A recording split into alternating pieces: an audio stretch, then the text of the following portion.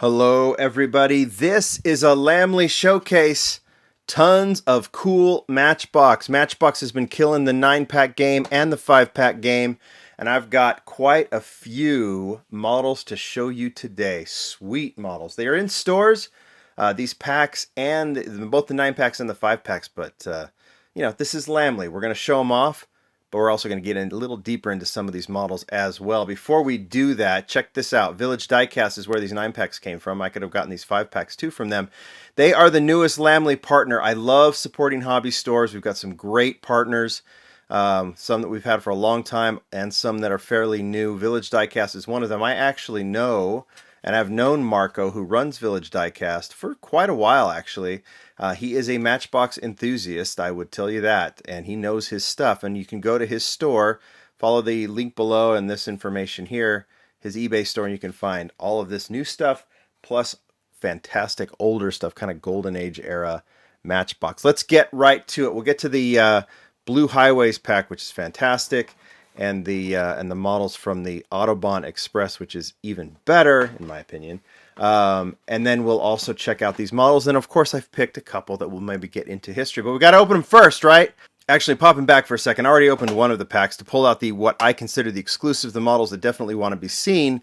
Important to note with these Matchbox cases, or these Matchbox 9-packs, is that there is an exclusive to each pack, right? They're released 2 at a time.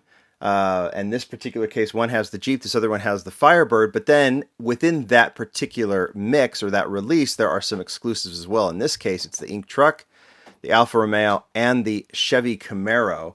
Those are 3 great models, and you'll only find them in one of these 2 packs. Wanted to point that out. Now let's check them out. All right, all models opened. Let's get to it. 5 packs over here. The exclusives, at least, that's what we're going to focus on. As I mentioned, we've got the individual exclusives and then those 3 that share both packs. But let's just start with this one. Of all these models, I think almost all of these will go into my collection. There's a couple of exceptions. This is one. Not that I don't like it. I'm just not a big kind of modern Jeep guy. It's a cool casting. Superlift Jeep, what is it, 4x4, Wrangler Superlift, something like that. Cool exclusive model that we haven't seen in a while, so I'm sure there's some people that will be very excited about this one. A lot of Jeep collectors out there, so I want to show that one first, but I wouldn't call this my cup of tea. But this Firebird, I would. At least the casting. Deco's okay on this one. A little Hot Wheels-ish for my taste. I actually, before I show you that one, I'll show you this one. The Gathering is this weekend. I'm going to be filming and streaming the preview here on YouTube, the 2022 preview. And this is one of those exclusives from, I don't know what year. It's been quite a few years, I think. So this model can look fantastic. I love this gold version of it. And there's quite a few others. Like I said, I'm going to showcase a few models, like the histories of the models, but there's just a partial history. Here is this model. Looks good. I prefer the more stock look on this one, meaning give me the plain sides. If you want to put the bird on the hood, even though I don't think that's entirely realistic to have the bird on the hood of this particular one, it's the Firebird formula, right? I don't know what year it is. Does it say? It does. Oh, 1971 Pontiac Firebird formula. So this one looks really cool. It's going to the collection because so far I've been a completist to this one. I'll talk about my Matchbox philosophy. I've had to streamline just a little bit. A lot of collectors who like the Ink Deco. This Ink Deco was developed by Michael Hiralda, and they still do this. Like National Parks, it's kind of an ongoing deco. I wish I would have started collecting it. I think David Tilley obviously has them, and I've told him he needs to do a feature on just the Ink Deco, showing all of the models. This one seems like a logical model to do it. Really cool casting. The Silverado casting, is that what they're calling it too? Yeah, 2014 Chevy Silverado. In the Ink Deco, I have no idea if one of you guys watching knows. You can leave it in the comments of how many ink models have been done. All right, here's a model that it's an easy, brief history to show. It is the Alfa Romeo 4C in gunmetal gray. I'm going to show you the 3 models. There's only 3 previous, and considering how cool this model is, here's the debut. There's actually a variation of this one. They didn't paint their little part of the grille there at the front. They just showed the intakes, but it actually, I think Alfa Romeo asked them to paint the remainder of it to kind of show the actual feature of the intake. So it runs a little bit wider across the front. So that red version has 2 painted intakes and unpainted intakes. If you are collecting the variations, that red version is really, really cool. Obviously, you think of an Alfa Romeo, you think of a red model. And then we've seen some cool colors since, but not enough. You know, this is one of those castings that when they're done so well, they did this gray version, chrome 5 spokes. But yeah, it's just one of these castings, a little compact. In fact, this Alfa Romeo came out about the same time that Hot Wheels did their more modern, was it the 8 something? Is it 8C or something? Here's white. White's still probably my favorite because it's just so clean. And then Matchbox released this 4C, and it just, to me, just showed them up. Here is the new version. So this is the first one with the 10 spokes. Love the black wheels with the gray.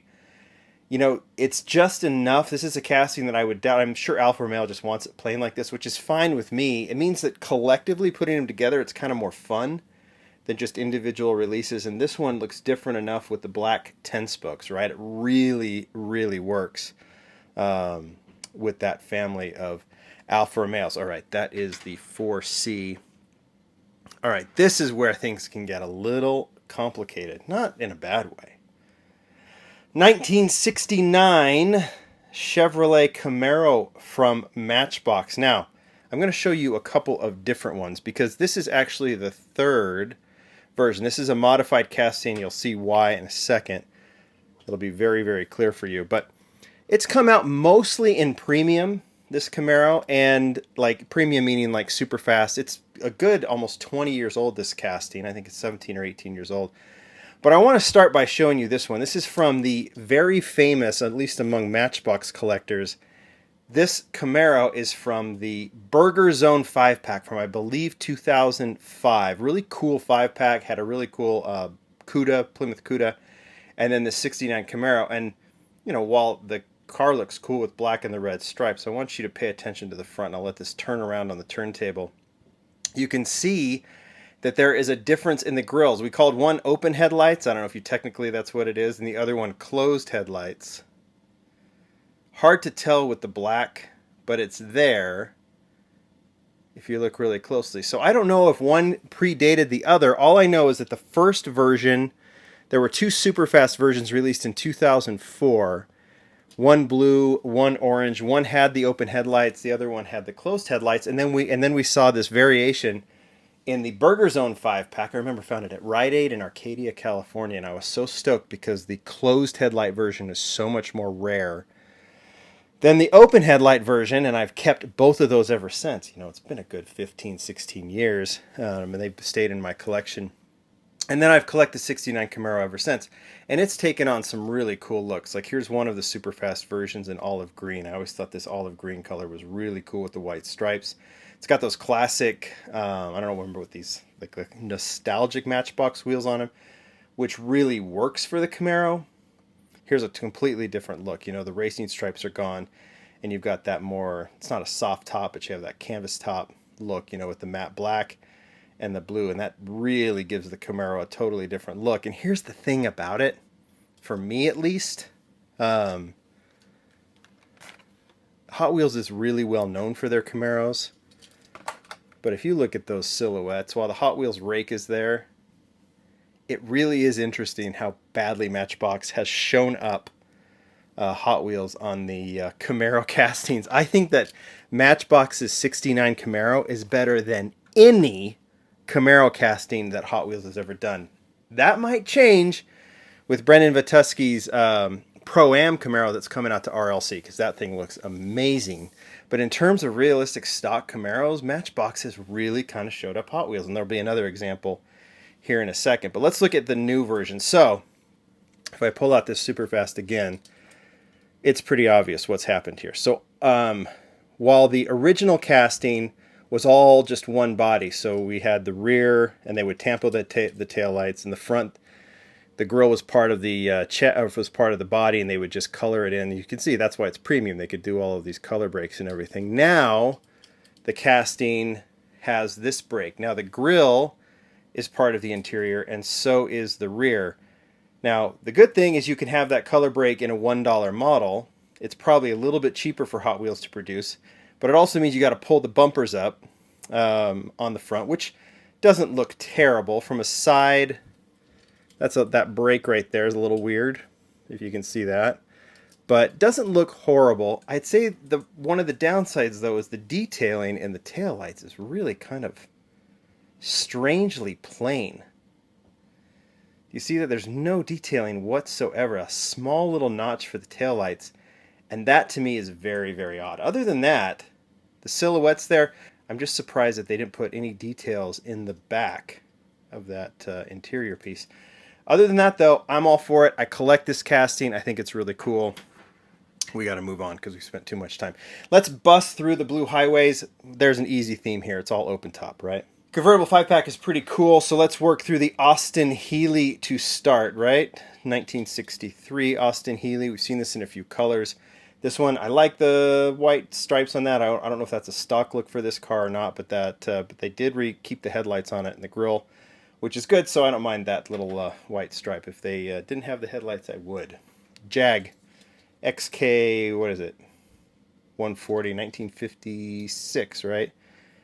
How many colors is this one? This was an original, like an old Matchbox casting. They then went with the hard top, and then they went back with this better proportioned convertible in blue, like the disc wheels on this one. This one has, in fact, one of the things I really like is the interior color on this one, which I think is pretty rich. It looks good. Sometimes on convertibles, as you'll see as we go through these, sometimes they can look very plasticky because that interior is really exposed. And this brown color, this tan color, looks really good. Almost like they had a caramel that they shaped and put it in there. Kind of nice color for that. Jag, that's another one that maybe we'll go through. Aston Martin, DBR1, 1956, debuted in the Top Gun set, right? And then we've seen it in silver and green since. Now we have it in red. Beautiful casting as well. I just think it's perfectly proportioned. And I do like that red version, and I like the 5 spokes on that one too. Looks nice. I mentioned Camaros and Matchbox showing them up. I think that Matchbox does the better modern Camaro, and I actually like this convertible better than the hardtop. Dog's angry. I like the hardtop, but I like this convertible. I think it's more interesting. Like this in black. We've had several colors of this one, and this black version is very nice with the 5 spokes. That's one I'll definitely do a history on next release we get. And finally, old Matchbox casting, the Ford Thunderbird. What year is this one? 1957 Ford Thunderbird in orange. Not a casting I collect. A lot of people do. It's very nice, but not one that there's so many versions of this one. I really like this one. All right, let's move on to the Autobahn Express 5-pack. We got 5 models to go through now. If there was ever a model to do a history of, it's this one. The Ford GT, released in 2005, designed by Ryo Asada. This one stays up there for me as one of my all-time favorites. And I know John always says, well, it's his favorite. This one truly up there. I've got every version, but this is the newest version. And it looks nice. It's got the Ford GT racing stripe on it. I'm not real keen on the white-lipped wheels. I don't know. It looks a little toyish to me. I would have rather just gone all black or chrome. Even white rims might have looked cool. But I do like this one. I do like this casting a ton. And like I said, we'll dedicate an entire video to that casting because there's so many cool versions. If it's one you want to collect, you got to work hard to get it because there's so many of them. Porsche Panamera in yellow. See, there you go. There's the black wheels. They look cool. First generation Panamera, right? Not much to say about this casting. It's nice. You know, another Ryo Asada design, I believe. Plain colors, looks cool. I actually have all versions of it, and I'll add this one as well. But it's one of those castings that you like, but what are you going to say about it? All right. Let's say about this one. This one you could say the same thing. Aston Martin DBS convertible, looking super cool. Now, I think this one, I really like Hot Wheels DBS, and I love Matchbox's convertible DBS. And I'm thrilled to see it in white. And it's been a while since they've released this one. So I actually did pull out all of the other releases. There have been 6 previous. This is the first version. And look, I don't want racing stripes on this. I don't want anything. It's just a classic, beautiful car that Matchbox did a really, really nice job on. I think the proportions of this casting are really nice too. You know, if you look at a real Aston, And you look at how the grill's always a beautiful portion of an Aston Martin, and you look how that kind of shapes around the front. I really just think Matchbox nailed it when it came to this casting. No complaints here. If I had to give an enhancement, I like the black interior. Why not black rims? I hope Aston Martin would approve those if they did one in the future, because I love white cars with black rims, or even gold rims would look cool on this one.